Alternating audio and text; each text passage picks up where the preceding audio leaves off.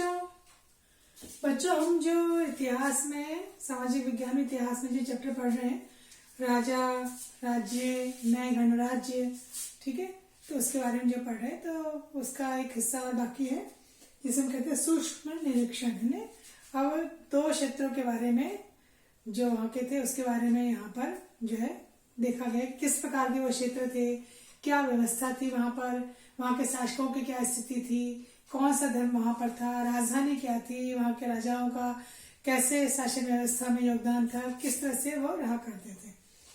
तो इसमें एक तो मगध का जिक्र है और एक भज्जी, ठीक है। मगध मतलब अभी अपना जो बिहार बंगाल वाला जो पूरा क्षेत्र आता है वो मगध जो है यहाँ पर। तो ये उस समय एक महत्वपूर्ण जनपद था, हम पहले बढ़ चुके हैं, जनपद, महाजनपद, महत्वपूर्ण जनपद था। और यहाँ पे जो गंगा सोन नदी है वो वाला एरिया जो है इनका आता है।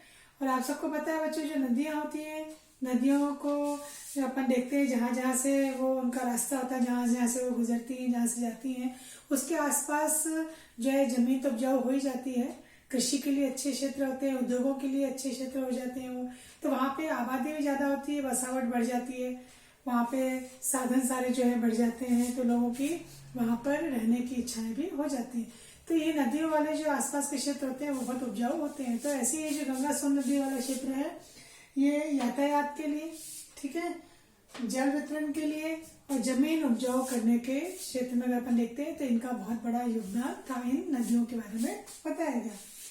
फिर मगध का कुछ हिस्सा ऐसा था जंगलों से भरा हुआ था। जंगल से आपको मालूम ही है बहुत सारी चीजें मिलती हैं, तो जंगलों का भी यहाँ पर उपयोग किया गया। जंगलों से जो लकड़ियां मिलती थी उनका उपयोग किया गया।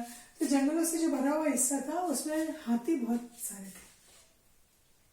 तो यहाँ के जो शासक थे वो क्या करवाते थे, इन जंगलों से हाथियों को पकड़वा करके और इनको फिर प्रशिक्षित किया जाता था, इनको प्रशिक्षण दिया जाता था। तो कई बार हाथी सेना में भी होते थे। आप देखते होंगे कि कहीं किसी में आपने पढ़ा होगा, कहीं देखा होगा कि सेना में हाथी भी होते हैं, घोड़े भी होते हैं, पैदल सवार भी होते हैं, ठीक है, सब होते हैं, कई तरह के होते हैं, रथ भी होते हैं। और अगर किसी राजा के पास नौसेना है तो नौसेना भी होगी। तो हाथियों को वहां से पकड़ करके उनको प्रशिक्षण दे करके, ट्रेनिंग दे करके उनको प्रशिक्षित किया जाता था।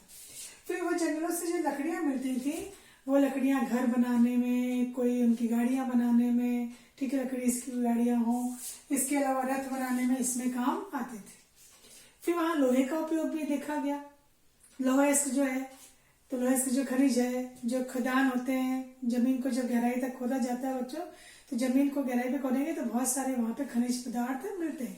तो लोहा जो है वो भी खदान से निकाला जाता था। और लोहे का उपयोग भी यहाँ पर औजार बनाने में, हथियार बनाने में काम में लिया जाता था। आज आप अपने आसपास भी देखते होंगे तो लोहे की बहुत सारी चीज दिखती है। तो लोहा आज के अगर अपन देखते हैं तो एक आधारभूत उद्योग का माना जाता है, क्योंकि इसके द्वारा जो है अन्य उद्योगों की जो है बहुत सारी चीजों की पूर्ति होती है। क्योंकि कोई मशीन देखते हैं तो कोई औजार देखते हैं, सब लोहे के बने हुए होते हैं। तो उस समय भी लोहे की जो है खदानें हुआ करती थी और उससे औजार और हथियार बनाए जाते थे। अब उस समय के जो शासक थे वहां पर, ठीक है, तो इसमें कुछ बताया गया, कुछ प्रमुख शासक जो वहां पर थे उसमें बिंबिसार का नाम आता है। बिंबिसार, अजातशत्रु या अजातशत्रु भी कहा गया है इसको। इसके अलावा एक राजा का जिक्र और आता है, महापद्मनंदन का जिक्र आता है। ये सभी वहां पे शासक थे जिन्होंने यहाँ पर शासन किया और इन्होंने अपना साम्राज्य बढ़ाया और जो आसपास के जनपद थे उनको भी उन्होंने जीत लिया। तो महापद्मनंदन इन्होंने भी अपने उत्तर पश्चिम तक साम्राज्य को बढ़ाया। और उस समय जो राजधानी थी इनकी राजगृह या अभी वर्तमान राजगिरी कहते हैं, और बाद में ये राजधानी पाटलिपुत्र जिसको अपन कहते हैं पटना, ठीक है, वो यहाँ पे इनकी राजधानी हो गई। फिर हम बात करते हैं कि राजाओं के पास विशाल सेना हुआ करती थी, मगध के राजाओं के पास, ठीक है, बहुत बड़ी सेना थी इनकी उस समय। तो ऐसे समय में एक जिक्र आता है 2300 साल पहले कि मैसेडोनिया का शासक सिकंदर नाम सुना होगा आपने, वो भारत में आया था। और भारत में आकर के उसने जो है उत्तर की तरफ से व्यास नदी को जो है पार करते हुए, और अब वो कहाँ आना चाह रहा था, यहाँ पर इस क्षेत्र में जीतने के लिए, परंतु उसके सेना ने इनकार कर दिया। क्योंकि उसके सेना में जो सैनिक थे वो डरे हुए थे क्यों डरे हुए थे? जो कि अभी अपन ने कहा कि यहाँ के जो राजा थे इनके पास बहुत विशाल सेना थी, तो सैनिकों को डर था कि इन राजाओं के पास बहुत विशाल सेना है, सब तरह की सेना है, मतलब पैदल लोग भी हैं इनके पास, ठीक है, हाथी भी है वहां पर, ठीक है, अश्वरोही भी है, मतलब अश्व वाले जो है वो भी सेना है। तो वो डरे हुए थे और इन्होंने वहां से जो है आगे बढ़ने से क्या कर दिया? इनकार कर दिया। तो ये यहाँ पर इतिहास में इस बात का जिक्र आता है। फिर हम बात करते हैं दूसरा क्षेत्र, एक तो मगध हो गया, एक वज्जी। ये भी मगध के ही पास था और इसकी राजधानी जो है वैशाली थी। बच्चों इस समय जो शासन हुआ करते थे इनको गण या संघ कहा जाता था, गण या संघ। तो इसमें क्या व्यवस्था थी? कहीं तो कि कई शासक हुआ करते थे और कहीं पे एक साथ कई लोग मिलकर के भी शासन चला रहे हैं, और ये सभी तरह के जो लोग हैं ये राजा कहलाते थे। और राजा का आपको मालूम है कैसे दरबार लगता था, राजा बैठ के करते हैं। तो राजा भी क्या करते थे? जो अनुष्ठान किया करवाते थे, बड़े बड़े आपने देखा होगा यज्ञ होते हैं, हवन होते हैं, ठीक है, बड़े बड़े कोई धार्मिक कार्य भी होते हैं तो राजा कराते हैं। फिर वो सभाएं करते थे, अपने सब दरबारियों को बिठा करके सभाएं करना, मंत्रियों को बिठा करके सभाएं करना। सभा पे चर्चा क्या होती थी कि दुश्मन अगर कोई है तो उस पर कैसे नियंत्रण करना, या आक्रमण कैसे करना है, कैसी योजनाएं बनानी है, इन सब के बारे में वो रणनीतियां बैठ करके बनाया करते थे। एक जिक्र ये भी आया है कि उस सभा में महिलाएं नहीं जा सकती थी। जो दास हुआ करते थे, गुलाम जो दास या नौकर चाकर है वो नहीं जा सकते थे।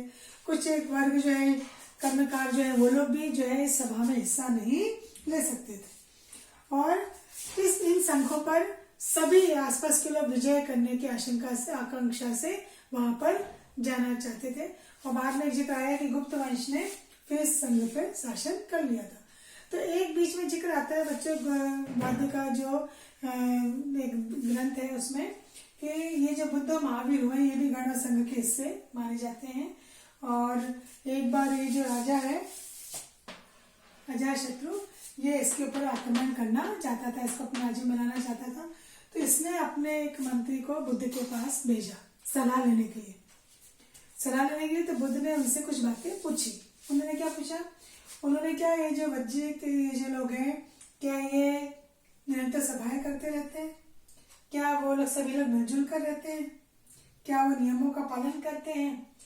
क्या वो बड़ों का या गुरुओं का सम्मान करते हैं, उनकी बातों को मानते हैं, उनके सलाह से काम करते हैं, ठीक है, महिलाओं को बंधक तो नहीं बनाया जाता, ठीक है, जो बौद्ध धर्म के जो रहने के स्थान होते हैं, पूजा गृह जो होते हैं, ठीक है, वो चैत्य भी कहलाते हैं, तो उन चैत्य को रख रखाव भी होता है क्या, मंत्र संतों का सम्मान होता है क्या। तो इस तरह से बौद्ध ने जो उनसे बहुत सारी बातें जो है वो पूछी थी। तो ये इस सब का जिक्र जो है बौद्ध ग्रंथों में आता है। तो आज हमने बच्चों 2 पोर्शन पढ़े, एक तो मगध के बारे में और एक वज्जी के बारे में। तो अब अगले में अपन जो है इसमें क्वेश्चन आंसर करेंगे। तो आप अपने बुक में इसको पढ़िए, ठीक है, और महत्वपूर्ण वाक्यों में अंडरलाइन भी कीजिए।